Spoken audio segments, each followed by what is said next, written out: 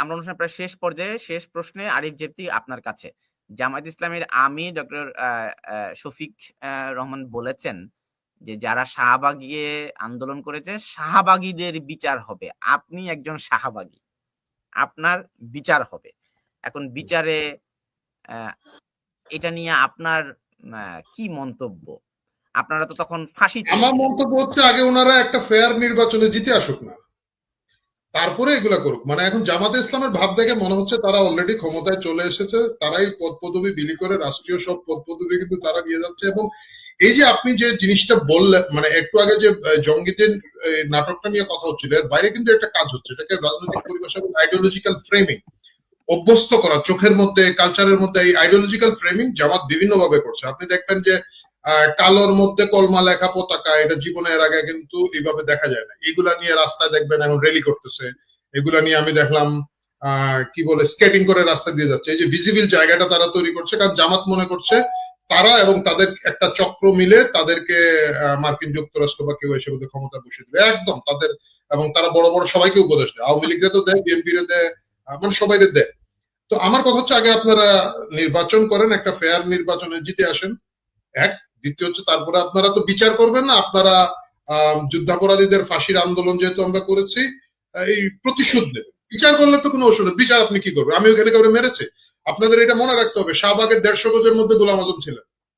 শাহবাগের 150 গজের মধ্যে যখন 10 লাখ লোক, 5 লাখ লোক, 2 লাখ লোক নিয়মিত শাহবাগে, কেউ গিয়ে গোলাম আজমকে টেনে হিচড়ে নেমে আনছে? কারণ না, ইট ওয়াজ এ পিসফুল ডেমনস্ট্রেশন, শান্তিপূর্ণ আন্দোলন। সেটা কারণ কি? সেটারও কারণ আছে। সেটা কারণ হচ্ছে আওয়ামী লীগ এমন ভাবে একটা আইন বানিয়েছিল, সেই আইনে রাষ্ট্রপক্ষ আপিল করতে পারে না, খালি আসামি পক্ষ পারে। ইট ওয়াজ এন ইমব্যালেন্স আইন। সেটাকে ব্যালেন্স করার জন্য জনগণের পক্ষ থেকে আমরা আন্দোলনে ছিলাম। আমি গর্বিত যে সেই আন্দোলনের আমি একজন ক্ষুদ্র সৈনিক হিসাবে কাজ করেছি। এতে যদি আমাকে জেল ফাঁসি জামাতে ইসলাম দেয়, রাজাকাররা দেয়, আমি গর্বের সাথে সে ফাঁসিতে যাব। আমি আমার দেশের জন্য জান দিয়ে দিতে রাজি আছি। আমি এইসব নিয়ে আমার বিন্দু মাত্র ভাবনা। শুধু আমার না, আমরা যারা গণজাগরণ মঞ্চের সাথে ছিলাম, আমরা যারা 71-এর এই যুদ্ধাপরাধীদের বিচার, এই ধর্ষণের দর্শকদের বিচার, খুনিদের বিচার করার জন্য আন্দোলনে ছিলাম, রাস্তায় ছিলাম, আমরা জাহানার ইমামের আদর্শের সন্তান। আমরা আমাদের জান দেশের জন্য দিয়ে দিব। এগুলো নিয়ে আমরা বিন্দু মাত্র ভয় পাই না। ফেয়ার যদি হয়, এটা কোনো বিচারই হবে না। কিন্তু এখন জামাতে ইসলাম তাদের নখর বের করছে, বুঝছেন? মাঝখানে কিছুদিন খুব শান্তির কথাবার্তা বলেছে, আওয়ামী লীগরে ফেসিস্ট বললে না মনে কষ্ট পাই, অমুকরে এটা বললে না, আমরা সকলে মিলে ভালোবাসা। কিন্তু এই জিনিস অভিনয় তো, জামাত তার মুখোশটা খুলে ফেলছে, আবেগে খুলে ফেলে। সো জামাতের এই চেহারা নতুন নয়, নতুন প্রজন্ম এটা কম দেখেছে। আমরা দেখেছি, আমরা যারা 80 দশক 90 দশকে রাজনীতিতে দেখেছি, ক্যাম্পাসে ছিলাম, আমরা এটা দেখেছি।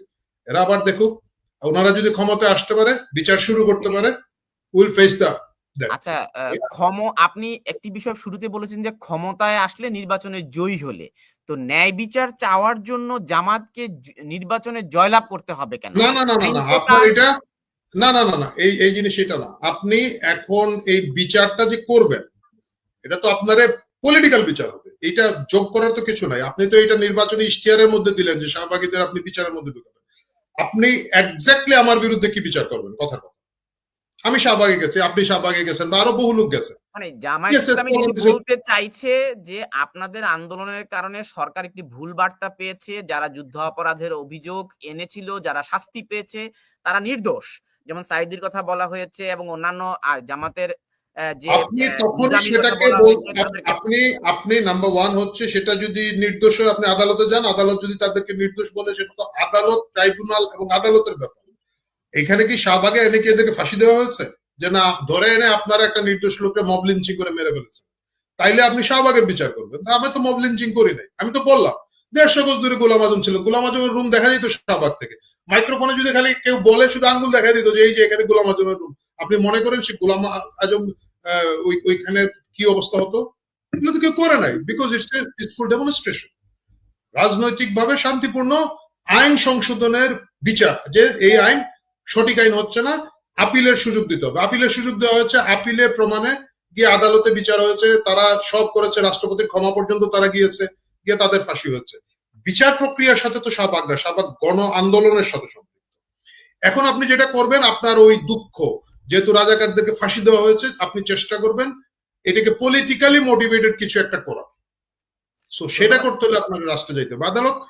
অথবা এখন আপনি যান, আপনি আপনার মতো যদি হাইকোর্টে যান, সুপ্রিম কোর্টে যান, দা কোর্ট ইজ দেয়ার, যে কোনো নাগরিক যাইতে পারে, সেটা নিয়ে তো কোনো কথা হচ্ছে না, সেটা নিয়ে তো কোনো প্রশ্ন নেই। তো নীলুফার চৌধুরী মনি, আপনার কাছে শেষ প্রশ্ন।